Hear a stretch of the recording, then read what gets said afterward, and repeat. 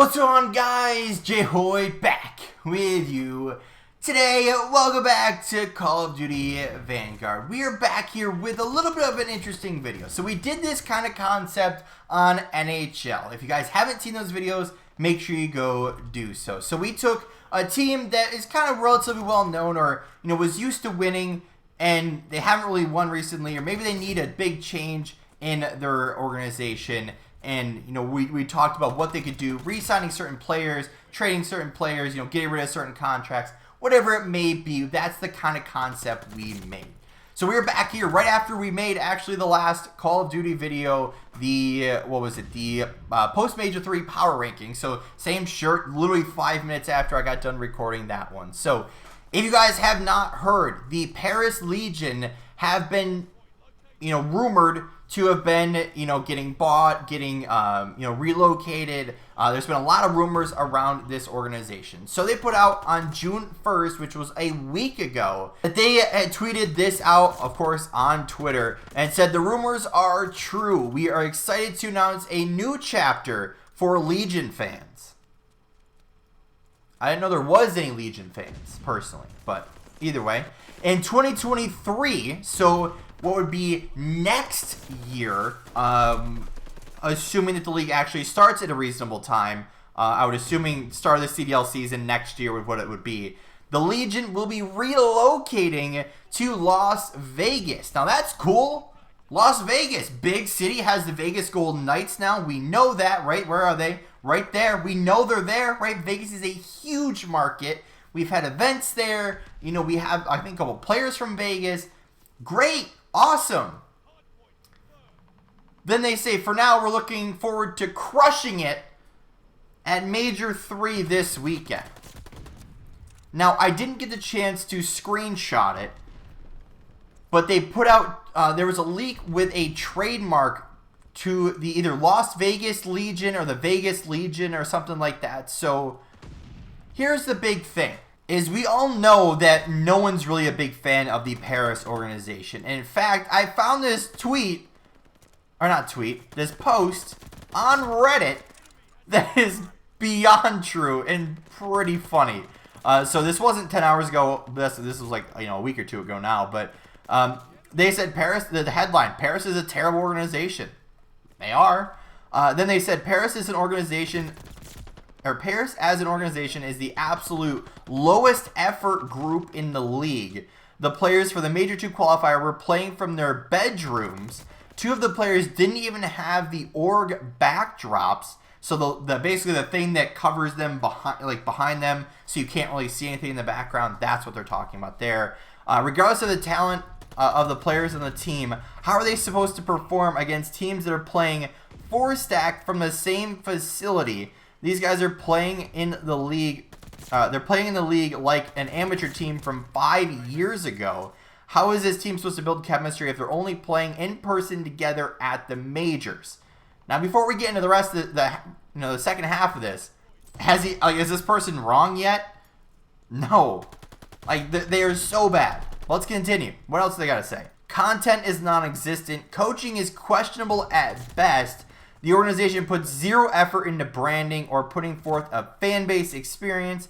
They throw rosters together with unsigned scraps and expect them to perform. We'll get back to that one in a second. I feel like the organization's current configuration, any team they field would struggle to perform. The fact that Paris has even managed to win a few series is impressive to me. Imagine being a pro player and not having a facility or a team that cares about branding or furthering your career. Garbage org is what this person says. Now, I've been saying it all along. This organization does not care. Every single time we talk about teams and what they need to change, I didn't even say they needed to change a roster. I said they need to change organization. Now, this is where this whole Las Vegas point comes in. If they're just moving everything they currently have right now to Vegas, they're wasting a ton of money, right? They have to pay, I think it's like $2 million or something like that. Maybe a little bit more now, but $2 million to rebrand or to relocate. So you're spending at least $2 million for that. Okay, are you building a headquarters? Are you building at least a facility or, you know, leasing out a floor of an office building or something so that your team can play in the same facility. Like, if they're going to be bought out by, let's just say, Vegas, right? That'd be awesome. I would want that.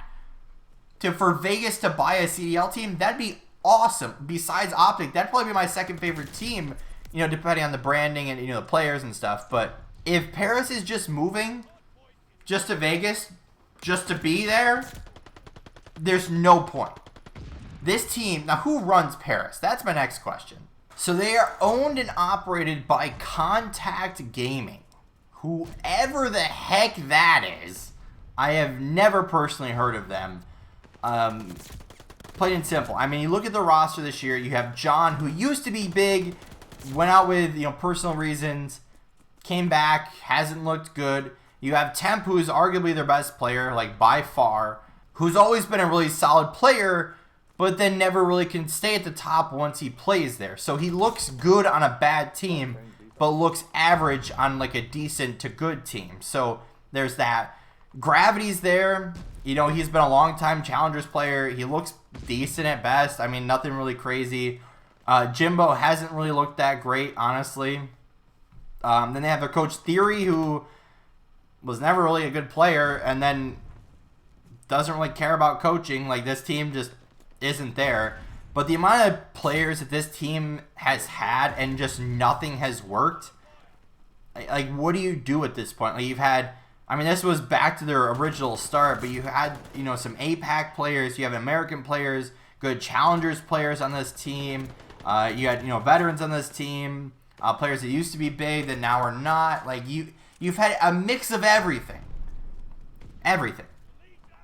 And just nothing has worked, right? You look back through their history, and they've been awful. So here we are on, what is this, COD Gamespedia or whatever it is, that I get all of my esports stuff from for Call of Duty. So let's look all the way back to when this team was first formed. This was when it was 5v5. You had Luca, Den, Shox, Zed, and Kismet on this team. So, of course, this is when they had the launch weekend, the CDL launch weekend. They get 1st through 4th. Okay, then they had, like, these whole week things.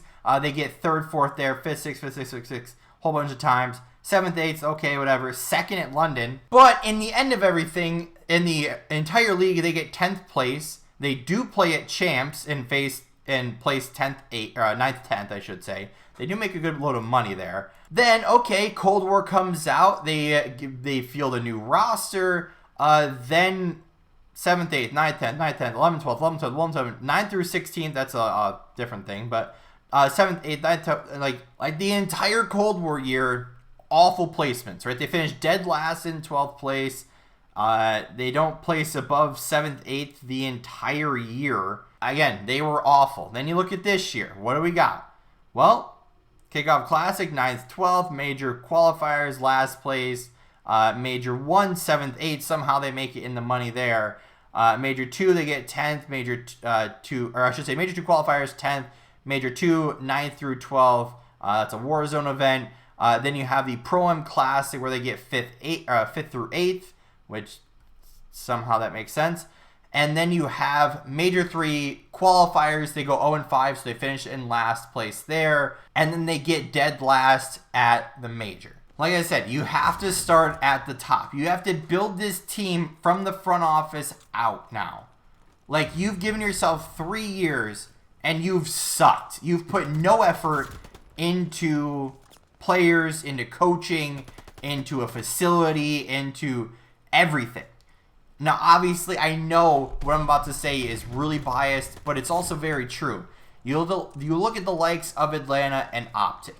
They're all 4 playing from the same facility. They have their coaches there. They have their substitutes there. They're all, like I said, all playing from the same facility. They have proper setups, you know, professionally done. And then, like they said in that post, Paris is playing home from their bedrooms in apartments, like, with who knows how good of internet. Like, that's absolutely unacceptable for an organization in a professional league that paid $25 million plus to be in. Like, what was the point of you coming into the league and then putting 0 effort? right? You want to make your money back? You want to make this all worth it? Invest in it.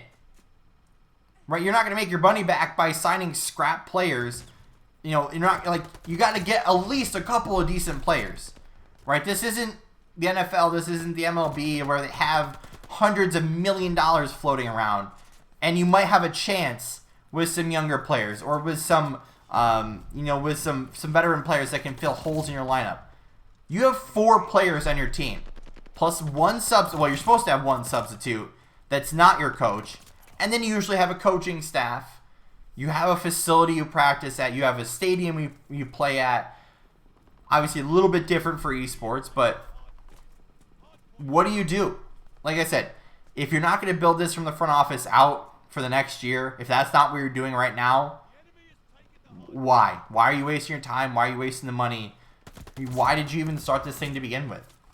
Plain and simple. But I think that's it. I think that's all I got to say about this. You know, Paris, good luck to them in Vegas. Like I said, you need a major overhaul over your entire organization to make any of this worth it for yourself. So if I was them, if they're not being bought out by some other organization, and then they move to Vegas and they're not a completely new franchise, I don't know why you'd put the effort. I don't know why you'd put in the money. I don't know why you'd waste all this time to just be last and to not win and to be there. Like, you're not gaining anything by being awful. Like plain and simple. But like I said, I don't want to keep rambling, but that's going to do it for today's video. Let me know of your thoughts and comments down in the comment sections below. Like, am I wrong by saying this? Is this guy wrong on Reddit? Like you guys saw in the post, let me know down below in that comment section. But that's going to do it for today's video. If you did enjoy, hit that like button down below if you haven't yet. Or if you're brand new here, make sure to subscribe, turn those post notifications on so you never miss an upload. And don't forget, you can always change your mind later. But with all that being said, guys, we'll see you in the next one.